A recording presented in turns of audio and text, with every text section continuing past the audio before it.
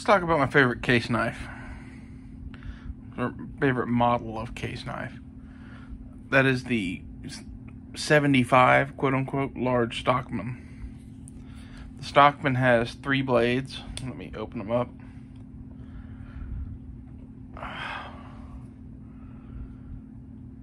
Has a clip point blade, a sheep's foot blade, and a spay blade. I like the stockman pattern because you get a lot of blades and it still has one main big blade. Once you go past this, it's like shit like the Congress, where it's a bunch of small blades. I don't really like that much. Or it's something like a Trapper, where it's 2 blades and they're both big. I don't really like that either. The stockman hits a sweet point for me, where you get 3 different blade shapes all on the same knife. You get 1 big blade, 2 kind of smaller blades, and that adds versatility in my mind. Back in ye olden times or whatever, this was like your utility, maybe eating food kind of blade. This was like your box cutter, and then this was for castrating animals, light surgical work, whatever the fuck you're gonna do that's like what you do with a spay blade. You can also just kind of use it as a general penknife blade. The amount of people that ever castrated animals with one, I think, is pretty slim. This one is a Smoky Mountain Knife Works exclusive OD crandall jigged cowbone with that crown shield on it. I'm not that wild about the crown shield, but I like the rest of the knife. I ended up getting this one because basically it was the cheapest one of the ones that I liked. The only thing I didn't like about it was the crown shield, but I'm willing to live with that. It was like $67, and basically all the other ones I wanted were either 80 or 100. And yeah, I like it quite a bit. I've had 2 or 3 of this model of stockman over the years. I've yet to get the perfect one that I actually want, because I want one in carbon steel in some sort of bone that I actually like. This one's a stainless one, and I'm just living with it. I'm not that wild about stainless steels, but it does keep them looking pretty. To me, the point of a knife like this is kind of, for funsies. It's not really a serious, I don't have a plan to use this for X, Y, or Z. I like old school knives, and this is kind of my favorite old school knife.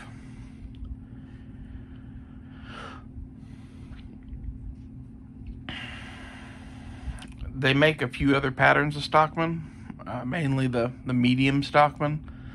I fucking hate those. And like every company in the world makes a medium stockman. Case is basically the only one that makes this size of stockman for whatever reason. Maybe there's somebody else I just never heard of, but I've looked around quite a bit, and name a fucking company that's a company that makes a medium-sized stockman and has no large one.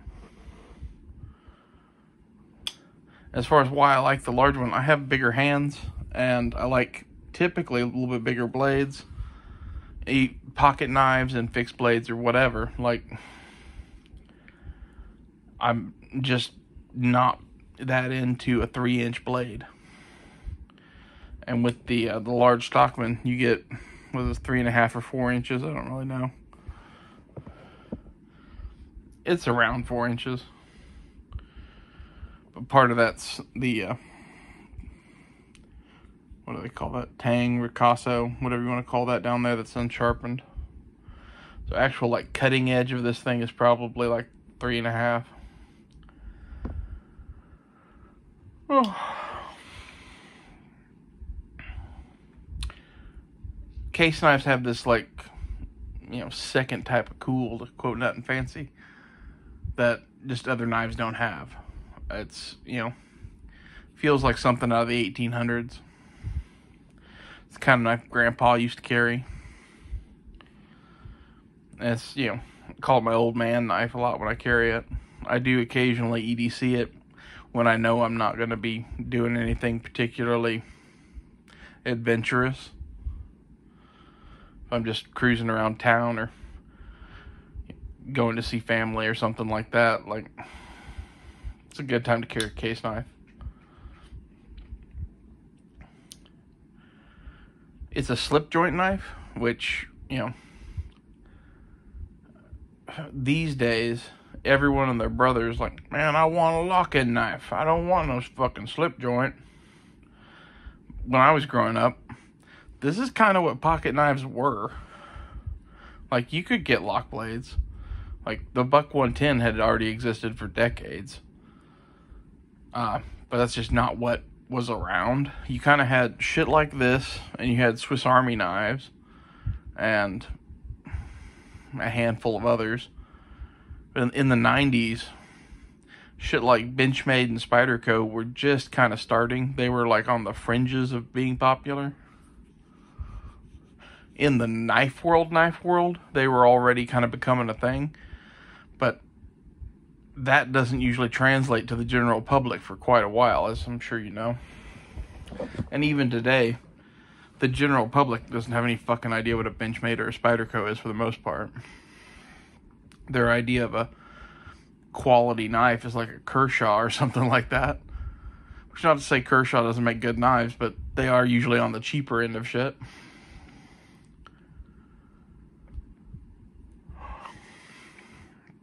Case has been around for forever. They're one of the last of like the old school major knife brands that, built America basically in the 20th century. You had shit like Case, Imperial, Camillus, Queen, Colonial. Trying to think of others. They're all the knife companies that made shit like this, and they made like U.S. military knives during World War II, and various other products. But K-Bar, I don't know that K-Bar ever made slip joints. They probably did.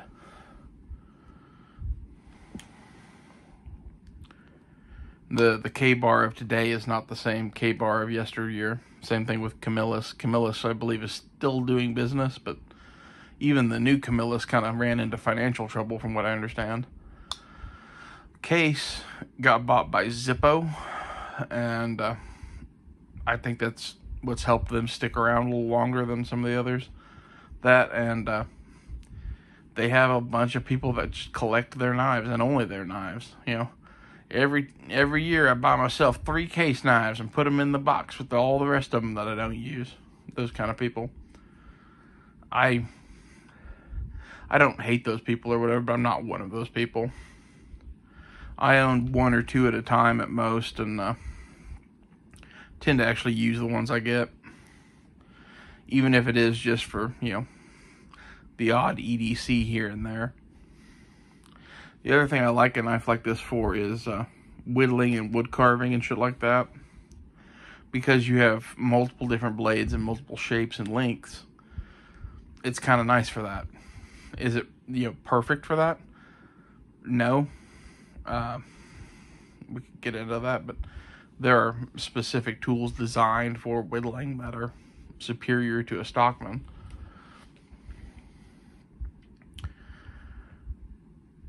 But almost any traditional pocket knife you can do that kind of shit with.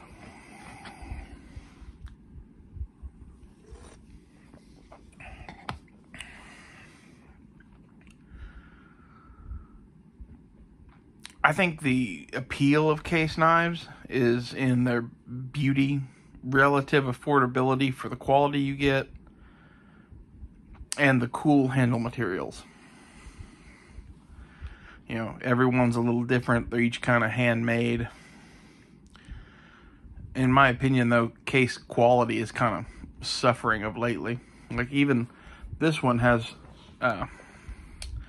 spot where the blades rub. I don't know if you can see that or not. I can see it. It's right there where, basically, right there, there's a big streak from the blades contacting. Not the biggest deal in the world, but it's a little annoying. And on the back side of this one of the liners has a little bit of a space to it that it's not anything that interferes with the function of the knife. It's just not something you would have seen 20, 30 years ago from Case. This would be like a factory second. If they even sold it at all. I think that's kind of disappointing. Because, you know, half of the allure of something like this is that it's perfect. Nowadays, there's Great Eastern Cutlery, which I don't know if they've been around for a while or not. Like, that name sounds like something that's, you know, been around since World War II, but I don't really know about them. I'm not that into those knives because basically there's kind of a fierce competition to get them amongst the type of people that buy 1 billion of this sort of knife and just stick them in their sock drawer. And they're expensive. It's one of those, you know, rat might taste like pumpkin pie, but I'll never know. You know?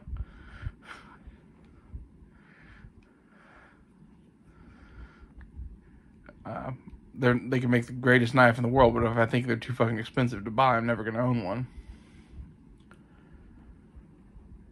And that's kind of the sweet spot I think Case hits for me, is the quality's generally acceptable. I like the handle materials. The cost is usually about right what it should be. Most of the other Case knives I've bought in my life were somewhere between $25 and $50. These days, it seems like their prices have gone up a bit, but the price of fucking everything's gone up in the last 10 years. The only thing that's the same is the gas prices for some reason. I won't figure that one out. You know, to be honest, it's one of those things that, like, I was paying about, you know, $2.50 to $3 a gallon for gas 10 years ago in college. So now paying $2.50 to $3 a gallon for gas doesn't seem all that bad to me. Like, everything else has gone up in, you know, cost, and as a result, I view the dollar slightly differently, and I feel like I'm paying $1.50 for gas in a lot of ways. It's neither here nor there, but the Case stainless steel, as I understand it, is something around the 420 type steel that, like, Buck or Victorinox uses. Victorinox uses some European steel that has a different name, but it's basically the same composition as 420. It's a decent enough steel.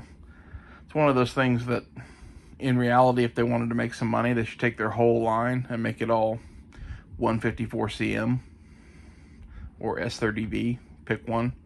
Pick one to standardize on and just go with it. But instead, they take that steel and use it on like $500 one-offs or whatever. Like, we only made 1,000 of these and we made them in some super steel. Don't you want to buy the so-and-so edition that's, you know, I forget who it was. Tony Bowes or something like that, maybe. I might be thinking of Buck. Doesn't really matter. Again, rat might taste like pumpkin pie, but I'll never know. There's no reason why making it out of 154 cm should make it a $500 knife. It's going to up the price of the knife, but it's going to up the price of the knife somewhere in the realm of 10 to 20 bucks at the most. Maybe say even 40 bucks. Get wild with it. And that's from, you know, the $67 price point. So somewhere in the 120 range is what I would think would be acceptable for such a knife. And in reality, economy of scale is a thing, and when you're doing 1,000 of them as some special edition, those are always going to be crazy expensive. It'll add even less cost to it doing them as a giant fucking run. In a giant run, the cost difference per knife on the steel is negligible. You're talking maybe $5 or $10 a knife. The price to retool is going to be a little bit, but even not that much. Like working 420 versus working 154 cm is not that fucking different. This is where the whole knife industry has everyone convinced that, oh, it's made in X steel, therefore it's $1 majillion. Steel is steel for the most part. Like, the reason that 420 is so cheap is because nobody wants it for fucking high-end knife blades anymore, and they lowered the price. And they lowered the price, and then you have economy of scale in and all that, and you could do the same thing with 154 cm now.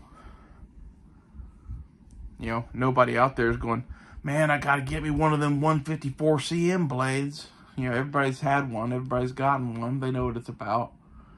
It's just, it's a superior steel to what they're using. Cost-wise, it's not all that different. Like I said, it's maybe twice as expensive as the 420 they're using. But, you know, that's the 420 they're using is almost free. This is probably $5 worth of steel in this knife. Something like that. You can afford to add an extra fucking $5 to the price of the knife.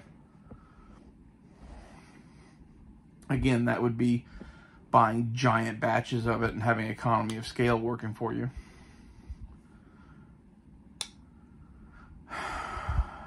You know, even taking into account, hey, we're wearing out the machines faster and belts and all that sort of shit. Okay, so $20. You know, it doesn't make a fucking difference. That's probably my main complaint with case knives. It's also my complaint with Victorinox, Leatherman, Buck. We're living in a day and age where you could get the little bit better steel for not that much more money and keep prices relatively the same and just put out a superior product. And you don't need to go in some crazy super steel, because the other thing they do is, we're making this one in fucking, what's that steel called? I want to say L-Max, but that's not the name of it. Magna Cut. We're going to make this one in Magna Cut. It's only going to be $1,000. And I've never looked up the price of Magna Cut steel, but I guarantee you it's not any more expensive than any of the other super steels. It's not going to be as cheap as 154 cm because it hasn't been around as long. That's one of those where, you know, time in, you know, the steel world gives you cheaper and cheaper products because they make more and more of it for different applications. They make bigger batches of it. It becomes less of a specialty steel. More people are buying it, more people are using it. Economy of scale kind of comes into place again. But that's, you know, not how you market knives. The way you market knives is, we made this in the new Super Wonder Steel that cuts like a lightsaber and never needs to be resharpened until it does. Well, gee, that's every steel. Thanks, Jim Bob, the knife salesman. The knife community annoys the fuck out of me, you know. But that's coming from somebody that thinks the best steel on earth is 1095, high carbon. And my reasoning for that is basically that when it was formulated to do everything that a knife should do, except it rusts.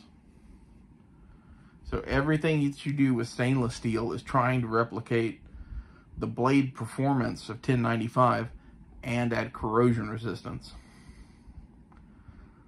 And now with some of the super steels, they're like, well, we want to hold an edge even longer and even longer and even longer. But you know what? Most of those super steels, I can literally take something like my little 1095 pocket knife here and shave pieces of it off. This one's hard as fucking nails because of the size of it. I didn't temper this. It skates a file. It's probably like 65 Rockwell or something like that. It holds a very good edge.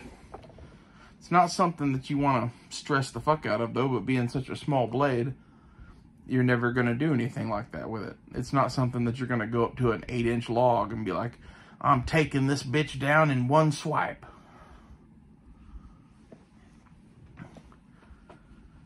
That's where, you know, knowing the heat treat of your steels is important, because the heat treat matters almost more than the type of knife steel it is.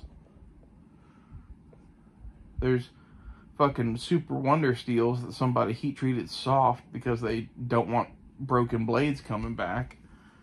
And then there's super wonder steels that are overly heat treated and break edges and shit. Like I've got a 154 cm blade on a Leatherman that they didn't heat treat right, and it took big chunks out of the blade the first time I used it. I need to send that thing to Leatherman and get a new blade on it, but that's a pain in the ass. I keep thinking about just sharpening them out. It's a serrated blade though, so that, you know, I'm gonna sharpen out the fucking serrations doing that, and that just sucks. That's where, you know, Leatherman tried to up their game, but, you know, they did it on 1 or 2 models. They didn't do it across the board. And doing it on 1 or 2 models in small batches, that's not the way you really do shit. You know, if you're going to do shit correctly, you swap your steel on all tools across the board to that steel. And that does, you know, mean that you're buying more of that steel, yes. But every time you increase the amount of steel you're buying, you're lowering the price per bar significantly. That was a lesson that I learned early on in knife making, is basically that I could buy 1 3-foot bar of 1095 at the gun show from some knife maker supply for, you know, 10 or 20 bucks. Or I could buy a, you know, 7-foot bar that was wider and thicker for also 20 bucks if I ordered it from the right place and ordered 6 of them. You know, it was the sort of thing where you couldn't just order one, but, you know, you're paying significantly less for steel. And that's the nature of the steel game. They're not in it to sell you a 3-foot piece to make your 2 little knives you want to make. They're in it to sell volume, and they give price discounts accordingly. Anyway, we've drifted off of the case stockman, but that all applies to the case stockman, because my one bitch about this knife really is the steel it's in. And going to their carbon steel or their 1095 models, which they do have, would solve a lot of that for me. But it was one of those things where the 1095 models were sold out. The carbon models they had, they didn't have scales I liked, and the ones that I did like the scales on were $100 fucking, whereas this one was $67. So there's no real way to win there. And that's part of the issue with case knives, is you never know what's going to be available, so you better buy it now. Because whatever it is, even I bought a $25 case knife like 10 years ago while I was in college, and I sold it last year for like 75 bucks. Why? Because they're collectible and they go up in value. I don't understand that. It was just kind of a plain Jane, you know, blue plastic handled, non-polished blades, working knife. But now it's worth way more money. Part of that's because case in general is worth way more money. And I didn't realize that when I sold it, but I really wasn't that happy with that knife because I didn't like the handle material. I do kind of prefer the non-polished blades because this was just kind of gaudy to me. I don't know. I'm not a fan of shiny.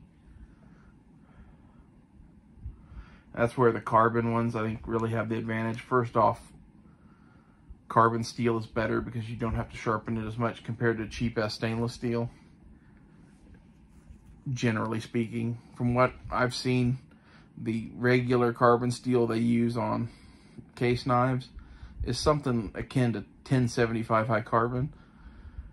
And once you go down to 1075 instead of 1095, you're losing a lot of that. Like the thing that makes 1095 as good as it is the 95 on the end of it is like 0.95 carbon molecules or something like that. So steel, as defined by, you know, science, is somewhere between like 0.5 carbon or something like that and like 1 or 2 carbon. So there's like a range that it's in, and the 0.95 is towards the upper end of the amount of carbon you can actually have in a piece of steel. And the carbon is what gives steel its hardness and its cutting ability.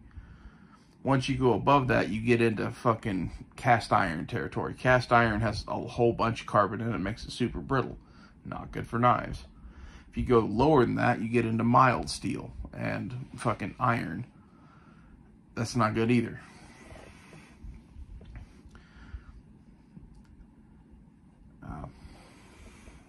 You want somewhere in between, and 1095 is that kind of sweet spot. At least it was identified as such 100+ years ago. So 1075 versus some shit stainless steel, I don't think really matters. If I could get one of the 1095 models, that would be cooler, but those are harder to get. They kind of make them in smaller batches, and I mostly saw them at Smoky Mountain Knife Works, which is where I tend to buy case knives.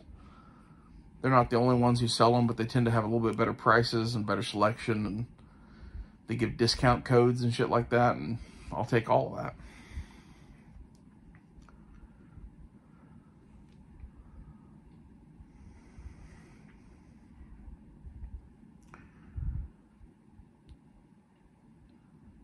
The other, you know, complaint I would have with case is, with the issues I have with this knife, I could send it into them. But from what I understand of their customer service department, I'm just as likely to get told there's nothing that they can do about it, and or that they're going to send me a whole different fucking knife and not fix this one. And I kind of hate that. Like, this knife isn't that bad. I think that's kind of what they're relying upon by letting shit like this out, where it has such minor issues that, you know, what are you complaining about? There's nothing wrong with this knife, except for the hairline gap between the fucking spring and the scale and the rub mark, which the hairline crack shit, I don't know how they would fix. It's already kind of riveted together or whatever. You'd have to break the whole knife apart and redo it. But that's kind of what you should do, in my opinion, rather than trashing this one and giving me a whole new one. But from their standpoint, these cost almost nothing for them to make. That's the big secret of knife making, is that you sell this shit for a lot of money, but you only sell it for whatever you can sell it for, because you can make it for 1/10 that price as far as materials goes. And then you got tooling and man hours in it too. But even that figured in for something like this, you need to have a bunch of profit. And at $67, I guarantee you the total cost on this item, with materials, man hours, and tooling and everything fucking taken into effect, it's probably a $20 bill, something like that. And at that point, is it worth the man hours to fix this knife when you could just take this one and put it in the factory seconds pile and send out another knife? You know, the factory seconds stuff, I've never seen. I used to buy stuff at a Case Knife Outlet, and I think most of their stuff was factory seconds, because they had really good prices, but they didn't say they were factory seconds, so I'm not really sure. But when you do something like that, you're getting 40 bucks out of this knife instead of 67. So you're still making money. And then the other person is happy because they get a knife that's perfect. I don't know. I get why that process is the way it is. I just don't want to trash a knife, basically. I don't know for a fact that they do sell them as factory seconds. They could just throw this shit away.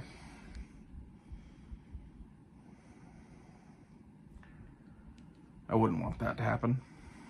I kind of like it, you know, even with its flaws and whatever, it's still a good knife. Maybe I'm too sentimental. I've got a few other models of case knife that I really like. The Trapper is kind of near and dear to me because my grandfather always had a Trapper sitting in his, like, he had a thing on his coffee table with papers and change and that sort of shit. And there was an old-timer Trapper that was always in that fucking bucket or whatever it was. It was like a ceramic thing.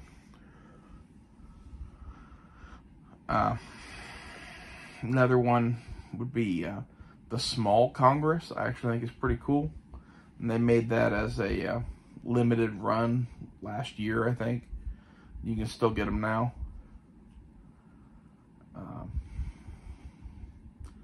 Trying to think what else. There's some other model. The Copper Lock, I think is pretty cool. You know, you'd have to go look at all the models of case knife to find all the ones you really like. But the Case 75 Large Stockman is my personal favorite. Suggest you go check it out. Between having a good number of blades, having useful blade shapes, and being the size I like, it just fits the niche for me. Thank you guys for watching. Tell me below what's your favorite case knife. I'll see you guys later.